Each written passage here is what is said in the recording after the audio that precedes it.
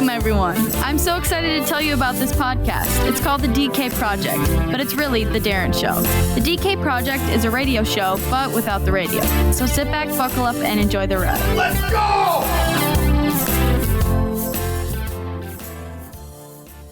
Hey everybody, it's your old boy DK. Special podcast today with Russell Schwartz. He is a professor at Chapman University. He's also done extensive work in film and marketing. This guy's got some stories to tell. Want to apologize to everybody up front. The audio's a little rough, but we got about a week left and we'll be back in the studio and the sound will be radio quality. So sit back, relax, and enjoy the show. Welcome back, Project listeners, to another episode of the DK Project. Special guest on the Zoom today. I've been excited for this one because I've got a couple of interesting questions that popped up here. But we've got Russell Schwartz on the line, who where are you at? California? Yes, I'm in Los Angeles. Yes, I am. Aha! How is Los Angeles today? You guys are moving into the orange section. Sorry. Yes, we're moving into orange. Yes, so that means I'll be seeing some of my students relatively soon, I suspect. Right, so how long have you been instructing? Well, you're at Chapman University. Yes. And how long have you been with them? We just spoke with someone who started right during the pandemic. I know you spoke to Galloway, my boss. Yeah. How long have you been there? I've been there for 3 years. Actually, pretty much 5 years. Okay. So you've done the whole normal, and now you're dealing with the pandemic world. Yeah, the shift was not that traumatic for me. More so for the kids, of course, but they're pretty adaptable. They got over it, and they're getting over it. And I think everybody is looking forward to the fall, being back in person, and things resuming as they normally were. So they're forecasting that you'll be back in class in the fall? Well, actually, they're asking some of the teachers to go back right after Easter break, which is next week. Okay. I think there's a lot of students who are saying, we don't think so. Yeah. And they're gonna defer to the fall. So certainly by the fall, I suspect this thing will be much under control. I mean, it'll never go away. Right. But it'll be much more under control, and I think everybody will be more comfortable going back to in-classroom teaching, which we would all welcome, of course. Right. Well, and I'm looking at your information out there. I got to tell you that next to John Smith, you've got about the most common name for doing research that there is out there. There's Russell Schwartz everywhere, and every make, model, every career path you could imagine. That's so interesting. There is another one who's got my name, and I know he was working at HBO in legal. And matter of fact, when I was working at New Line, which is owned by Warner Brothers, as was HBO, I would get some phone calls from really angry agents yelling at me for not wanting to close a deal. And I said, who the heck are you talking to? And I said, is this the wrong Russell? Sorry. They hung up very embarrassed. That's perfect. I get a lot of calls for Best Buy on my phone line. I have for years. I must be one digit off or something, but it happens. But you're the president of your marketing company. Now, is your marketing company really pandemic? I know it's ridiculous. What's even worse is my license plate says pandemic. Oh no! Does it really? Yeah. So when you get a lot of dirty looks. I've had this company now for about 9 years. It's a consulting marketing. It's a marketing consulting company, and I just sort of randomly came up with the name because it was, pandemic is about affecting a lot of people relatively quickly. Right. Which is sort of the job of marketing is. So I said, right, sounds catchy. So we registered it, and I've been consulting for many, many years, mostly with the independents. Once I left my studio world. Right. And then my license plate says PANDMIC. Oh. And just when the pandemic came out last year, I would get stopped in, Home Depot parking lots and say, "You a doctor? Can you help me with my questions?" I could have made a lot of money being a parking lot. You have one of your little black medical bags, and yeah, exactly. It's been a great side hustle for about 3 months. Wow. And even now, when I'm driving on the freeway, I find people tailgating me really close to get a picture of my license plate. Oh, I bet. Yeah, but it's been pretty funny. Oh, that's really funny. How cool though. I mean, I do you have a good URL with that where they're trying to buy it off of you? Well, no one's offered it yet. I mean, there's it's a .net. I'm not even sure there's a .com that's available. I haven't looked lately. Okay. So anyway, I'm keeping it. But I don't think I'm going to be getting a check from the government soon, because they'll look at that and say, "Are you kidding me? Forget it." They the license plate's just a bonus. That's awesome. So you're full-time teaching now, and but you also, I found on the internet, you've got a thing coming up in November. Let me pop it up here. Is that you, or is that a different one? I don't know. Well, let's find out. Yeah, where'd it go? We got so many screens open. Here we go. American Film Market. Oh yeah, well, the American film market is it's a market that brings together international distributors from around the world. Okay, I have about 700 of them that come, and last year was virtual, but they all cram into a couple of hotels in Santa Monica, and it's a big 10-day sales convention. Oh man! And I've actually been asked to speak there, pretty much every year for the past 3 years. Oh wow! What an honor! They also help publish a book that I wrote, so. I've gotten to know them pretty well. But, what I do is I come in with my associate who I wrote the book with, Catherine McDonald, and we talk to a lot of fledgling filmmakers or people who just are trying to get into the business, because they come from all over the world. Right. And I just want to know, they want to just learn. So we talk about marketing and, how important marketing is to your production, when you should start the marketing process, which is really very, very early, and not when the movie's finished, stuff like that. And it's usually a 2-hour lecture. And it's a lot of fun. So walk me through that process now. And this is what you're teaching at Chapman, right? Is this process and the marketing and whatnot? Yeah, it's pretty much what I believe for the past 25 years too, or 30 years by now. Well, so walk me through the process. If someone has a film that they're just, got a script together, starting to put it together, I mean, that's the time to start thinking marketing, right? Like, absolutely. I mean, even before the script is even written. Oh wow! You should start thinking about, who am I writing this for? Who is the audience for this project? Right. And if you cannot define the audience, not by saying, "Oh, it's all men over 25," that's way too wide of that's a Marvel world. Right. But if it's a smaller movie, you really, really have to do what we call get a target audience. I mean, if it's women 25 to 40, that's a target audience. If it's seniors 55 plus, for whatever reason, that's a target audience. So if you don't know who your audience is at a very, very early stage, then keep thinking. And the second thing is, what's the image? What does that poster look like on the wall behind you? Right. Because that usually is the first image that goes out on the web when either a movie is announced or when you start building your website. And that's all you. That's you handle all that. When I was in my studio world, I had a team of 40, 50 people, and they would either work on it in-house, or we would hire outside vendors, of which there are many who do this in Hollywood and elsewhere, right? In New York, Chicago, San Francisco. And you bring them in as consultants, and they help you craft the campaign, which is everything from strategic positioning statements, audience development, copywriting, et cetera. Yeah. Okay. But it begins to build the campaign. So how much involvement do you have with the movie? Like, so then you go off on your own and you're doing the marketing portion of it, and then the film's being made. You don't have any involvement in the film per se, other than they give you the script and the layout. That way you have something to go off of. Or how much involvement do you have? Well, we definitely, again, this is when there's a collaborative group that's together. It's not an indie film that ends up at Sundance that it's acquired, but we can come back to that if you want.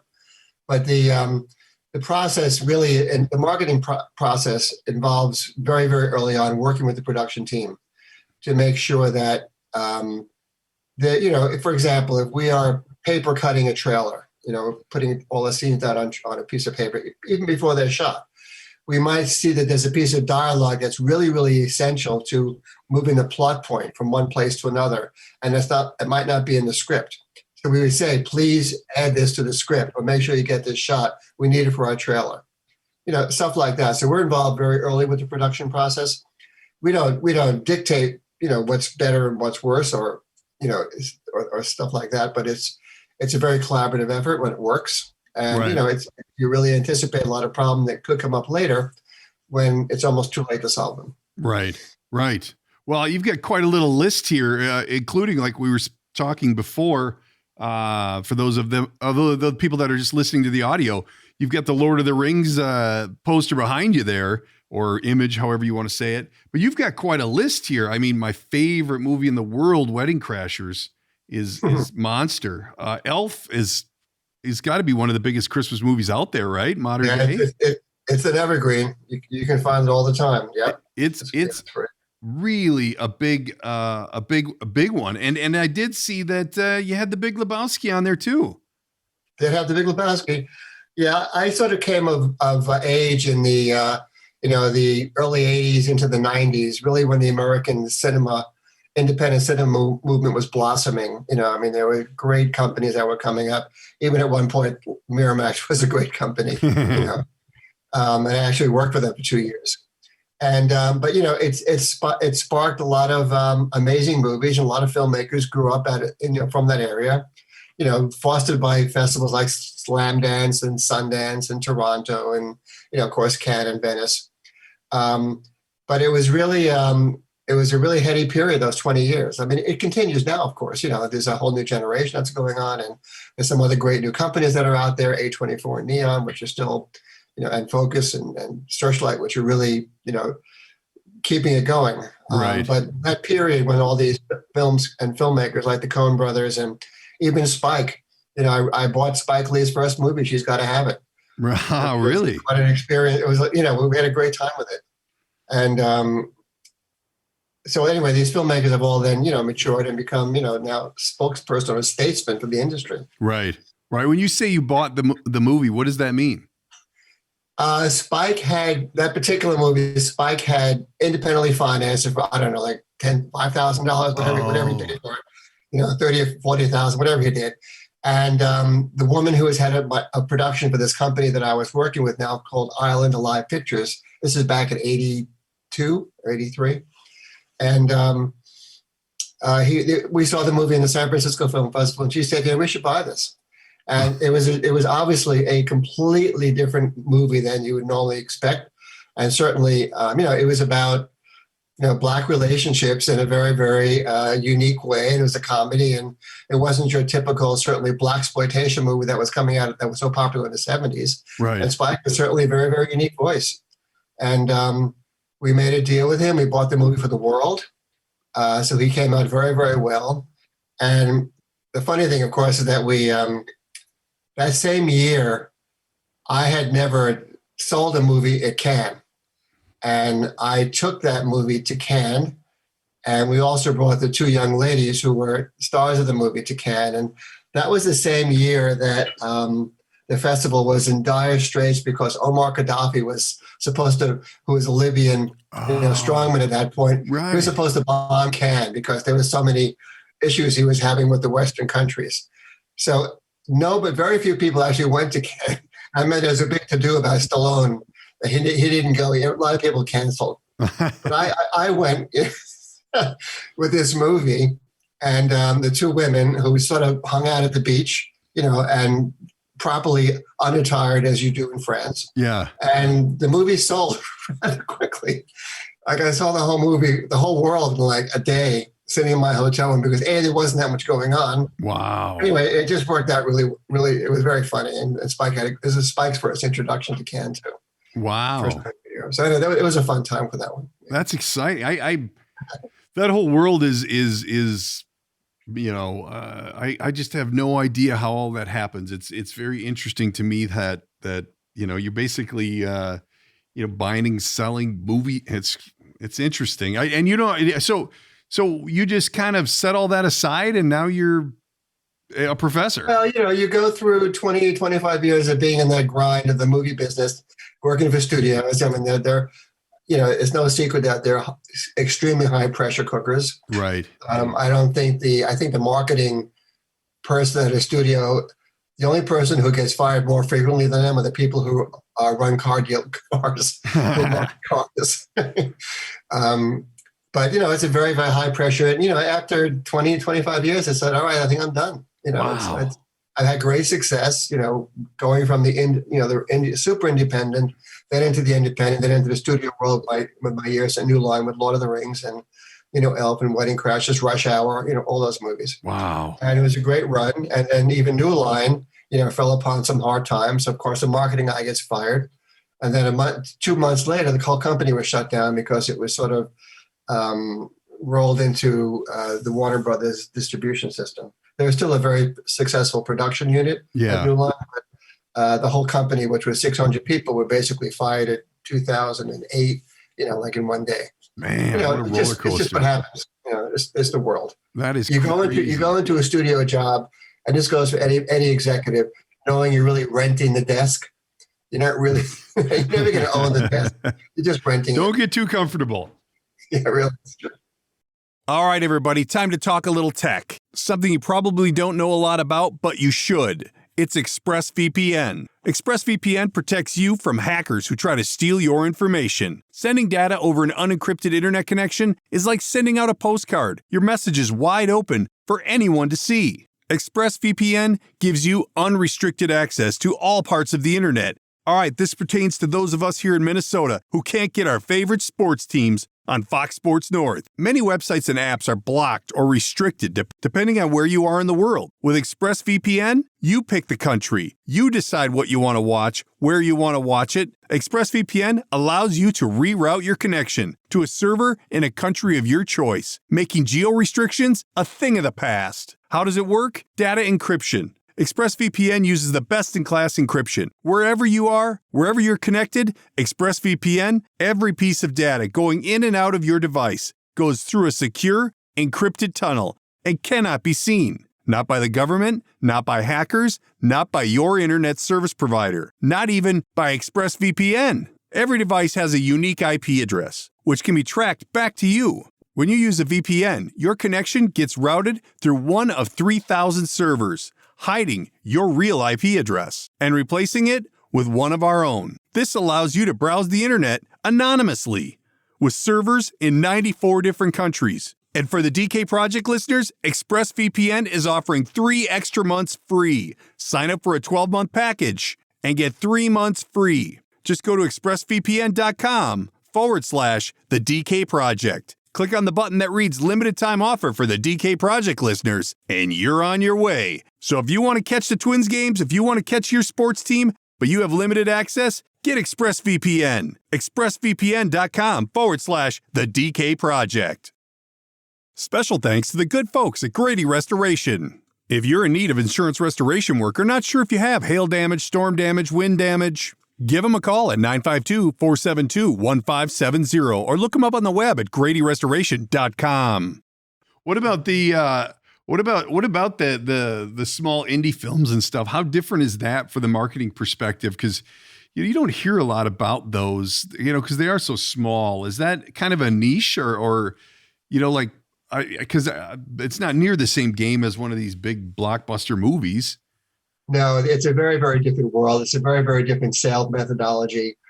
Most of these smaller movies are, come to market with extremely small budgets, certainly relative to the studios. Right.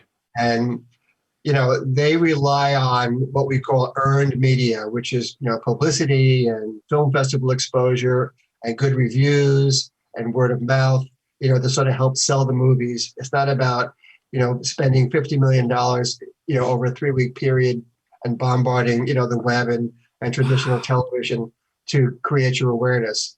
So that world, which is, very successful and has been the same, but these movies open up on a much slower basis. Right. They might open up in a couple of cities first, and if they're successful, they just travel. They call POWs, they sort of pay their own way. And if they don't work, then you sort of pull them back and you make whatever kind of deals in the, in the ancillary market, like home video or streamers. Right. To try to help, offset your expenses. But it's a very, very different world. And also now, because, with the pandemic, there's so much content out there. And, I think now is the studio world and the exhibition world gets sort of back on track, which will be to some extent, and certainly going to take some more time, I think the independents are going to be really extremely challenged to have successful theatrical experiences, given that these movies, which are small in scope, play fine on the big screen. And since probably so many people have upgraded their own home systems, right, they play great. So that's going to be a big challenge for them.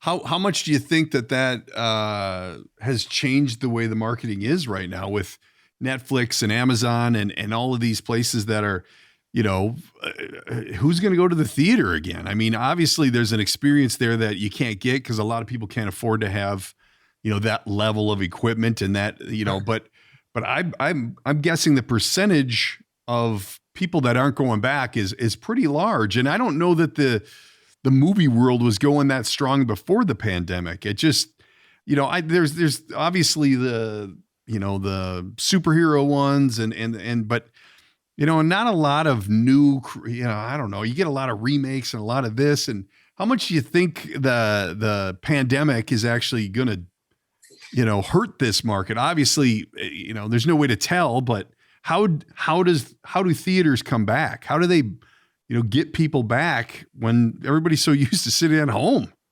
Well, it's going to be a challenge. And of course, the theaters, unfortunately, are probably just going to make the same popcorn and sell the same, crappy food at the concession. Well, some people call it crappy, I think. But it's still going to come down to what are the studios bringing. And I think if they keep bringing their big tentpole movies, that experience cannot be duplicated at home. Right. So there will always be a big audience, probably younger, which will want to go to the theater to A, get out of the house, and B, experience these movies in the way they were intended to be, which I think is great. Yeah. It's just those middle movies, which we are comfortable watching at home, it's going to be harder. But also, I think there should be some pressure on the exhibitors. I mean, when the theaters there's like 40,000 movie theaters and screens in America right now, and it's way too many. So maybe there'll be 10,000 less in a couple of years, right? Which is probably a more rational number. But again, even those screens were all built in malls, right? And now with online retailing really taking a big hit into those malls. Yeah. And what used to be known as location, now all of a sudden you've got people going to a movie theater in a mall where half the stores are closed and they never reopen. So, it's really incumbent upon the theaters. How do you increase the experience to get people to come when they can't really necessarily go shopping anymore? Right. So maybe they've got to rethink the food court. Maybe it's got to become more of a interesting experience to go and eat. So you could feel that if you go into a date-worthy restaurant and a food court, as against going out to dinner and then going to a movie. Right. Well, we've got some of those cinema draft house here locally where you can drink and you can eat and watch the movie. And I don't know, it's kind of cool, but you're not seeing huge blockbuster, loud movies there. You're just seeing the, maybe second month out kind of movies. And also the independents play a lot of the Alamo theaters. Yeah. And have you noticed though that I think here locally, I'm in Minnesota, it seems like a couple of the movie theater owners, like they're just scooping them up. So there's no smaller, not none, but the independent smaller theaters are getting going by the wayside, and these huge companies are coming in who have thousands of theaters, which is good because they know the formula, they know how it's scaled, they know how to make it work. But the little mom and pop theaters are just going away. They can't compete. No, they can't. And again, and the movies that they're able to get, which are the smaller indie movies, are not really attracting a big audience anymore. Right. What do you think about all this animation that's come to life with TV and movies with, Pixar and these companies with these full animation or CGI, like that's kind of taken over. And that's a whole different game of marketing, isn't it? Well, it is. There's two things that are guaranteed in the world of filmmaking in terms of international appeal. And those are really big action tentpole movies. And the other one is animation. Yeah. Animation travels beautifully from country to country because they're not relying upon the voices or even the actors. Right. For example, there might be a Tom Hanks voice in Italy, which is not Tom Hanks. And that person could be as big a star as Tom Hanks in Italy, even though it's, because of their association with a successful movie. And the fact that a lot of these movies can be dubbed in the native language, is a very, very big boon for their success. Oh, wow. So are there movies that do that, where here in America, Tom Hanks is the big mouse, where you go to Italy and their Tom Hanks is the big mouse, and they redo the whole movie? Well, they redo this. The voiceover. It's not every movie is done like that. Obviously Tom Hanks' voice is pretty important, but again, if it comes down to subtitling Tom, he's not going to do it in Italian himself. At least I don't think he can, or he want to. But there is a big market for these local talent to sort of voice these movies, and they become very well known too. Interesting. Wow, that's cool. So what's on the horizon for your class? What are you finding with these students? Are you seeing any stars, or what, like people who are just killers in the marketing world, or what are you finding? Well, I teach not only marketing to producers, but I teach the senior thesis projects, where they're all entrusted to make an 8 or a 15 or 20 minute movie. Okay. And the biggest challenge that I think every school has, and including ours, there's nothing to deny here, is story. And, the big issue is making sure that these students understand that the stories they're telling actually, again, have an audience, or people really care about them, and they've got to be well structured. And that's something that Stephen Galloway has been harping upon since he got here. Yeah. Not that it hasn't been an issue before, but he's made it a super priority to make sure that story, he's an author, right? So that story is the most important thing. I mean, they can all learn the technical aspects of it, how to run a camera, how to light a scene, right? How to record video, but it's really, how do you create a story that's compelling and original? And, which is the same issue that you even have in the independent world. What's an original movie that really breaks out? A Promising Young Woman is a perfect example of a super original movie that's, nominated for Best Picture now. First time director, or second time director, a woman who's been nominated before but never had, stuff like that. So it's really, originality is the most important thing that we try to stress with them, and also to make sure that there's a coherent story. And trying to structure a short in a 10 to 15 minute format is a phenomenal discipline. And it really, really helps them all. I can only imagine. Go ahead and, it's no different than when these directors were coming up in television in the 60s and 70s and 80s. They were all directing their episodes. And it was a great learning experience for them, how to work at a half an hour versus, now that they can work in 3 hours. Right. And what are you finding with your students and these 10 to 15 minute shorts with the current environment we're in, with the cancel culture and the Me Too and the, all the craziness going on in the world? I mean, how do you handle towing that line? Like, how, what's too much? What's not enough? We don't, they are free to make any kind of movie that they want. Oh, nice.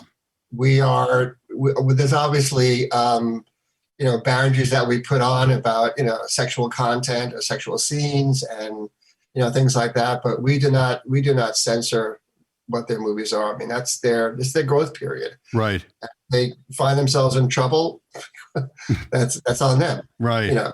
Obviously, like I said, we can't have, underage sex scenes, for example. Right. Right. Things like that. Obviously we will not allow, but in terms of the content and the kind of stories they want to make, that's up to them. But do you think that there's more of a soft edge to what they're doing, or are the students you're finding for the most part are being creative and running with it and not letting that hinder them at all? Well, it's interesting because I'm right in the middle right now, as most colleges are. I was just watching this shift between millennials, and the Gen Z. And the Gen Z are much more aware, I would say, than the millennials, and they're certainly much less self-centered. Self-centered. And these are now the 18 to 20-year-olds versus the millennials who are now, 24 plus. Right. And it's really interesting to be in that world right now. So it keeps me young too.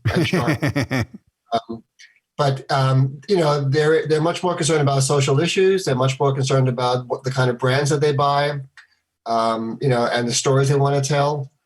And, there's a lot of tolerance that they certainly welcome. Now, whether that is a college thing and it's going to change when they get older, I don't know. But right. There's certainly, look, between all the pushes that are going on campus now in terms of diversity and LGBTQ awareness and, acceptance and all that, I mean, these kids are really pretty bright. I mean, I trust our future in their hands, and I certainly did in maybe some other generations. So you've been there a while now, though. How have you seen the change? I mean, has it been, I don't want to say drastic, but is there a change from when you first started and you were teaching more millennials? Look, the political climate has heated up every campus, no question about it. For sure. And, there's always sometimes there's a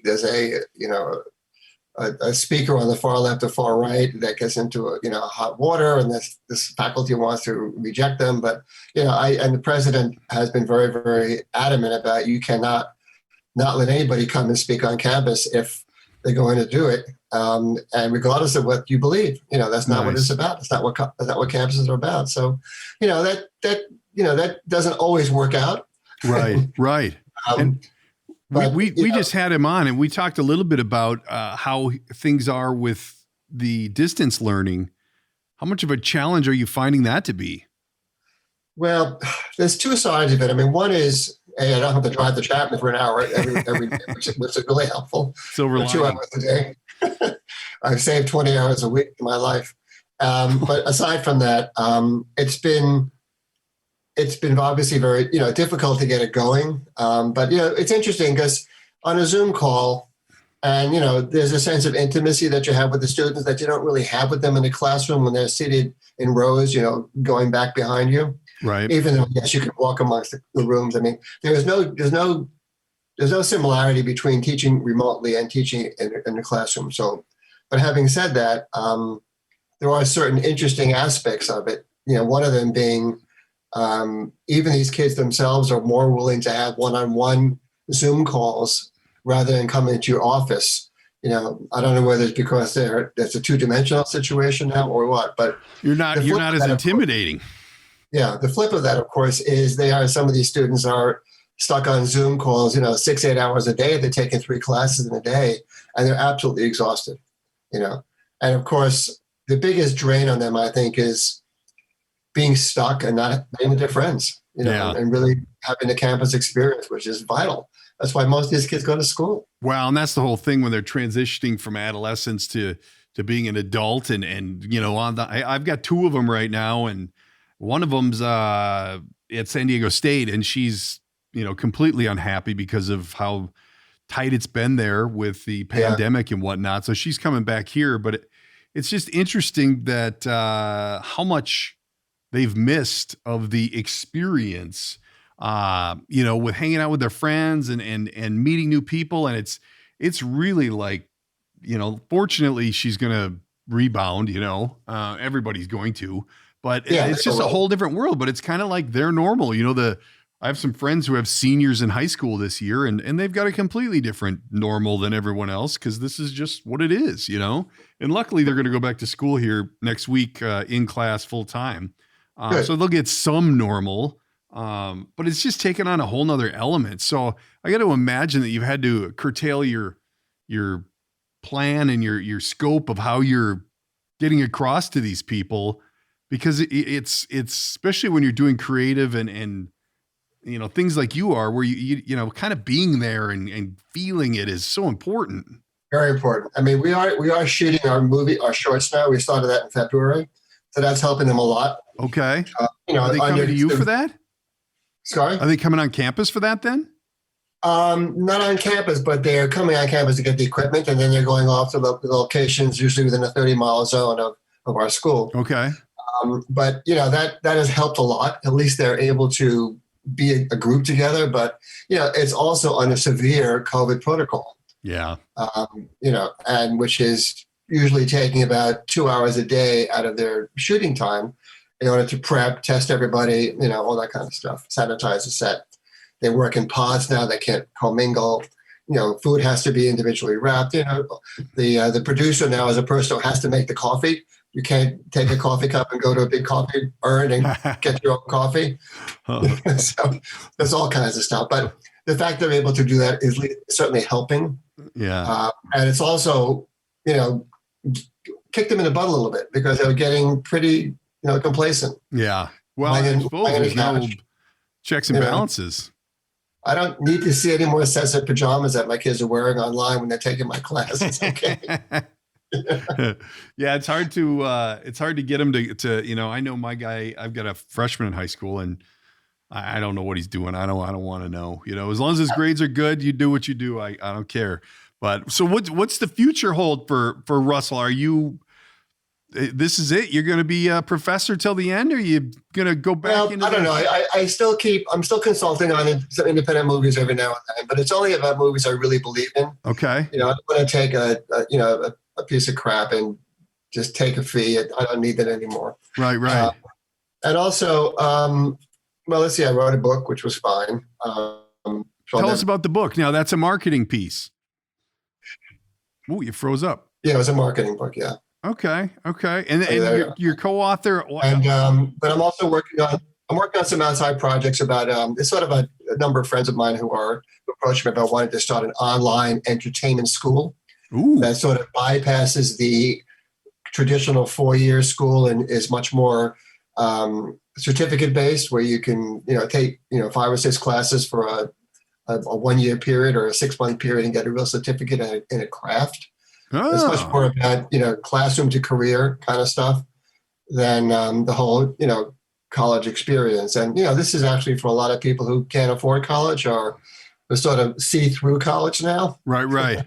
What about, is there school out there like my 14-year-old, every 14-year-old wants to do the YouTube thing and the, be all whatever these gamers and video. Is there anything out there for them? Like, has that evolved into an actual certificate or I don't know if it's a certificate per se, but there's certainly many places that they can learn. But I'm sure, the 14-year-olds found them all. Yeah. On YouTube and wherever, There's also a really scary convention called Vidcom, mm-hmm.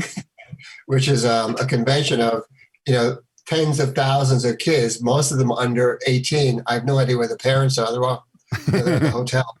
It all takes place in Anaheim, and it's where all the YouTubers and TikTokers get together and talk about their wares and show off their stuff. I mean, I went there once, and I'll never go there again. Oh, just chaos, huh? But it would be your 14-year-old would just choose the perfect age. Wow. Well, I'm not even going to mention it because then he'll want to go. I'll keep it a secret. I definitely want to go. Well, listen, Russell, we gotta wrap this up. I can't thank you enough for the time, man. How interesting stuff. I like what you're doing, and hopefully you guys are going to get back to normal here in a week or two. And you got to go back to that hour-long commute. That's all right. I'll deal with it. I can always stop at Whole Foods on the way down. There you go. All right, Darren. Well, thanks a lot for your time. Man. Hey, thanks a lot. You take care. Be safe. Okay, man. Thanks. Okay. Bye now. Bye. That's it. That's the end. That's a wrap. Read the shtick. That's a wrap for today's episode. Don't forget to subscribe and tell all your friends. If you'd like to reach out, you can use the studio line at 612-504-6500 or by email, thedkprojectpodcast@gmail.com. And of course, there's always social media at the DK Project Podcast. Thanks for tuning in.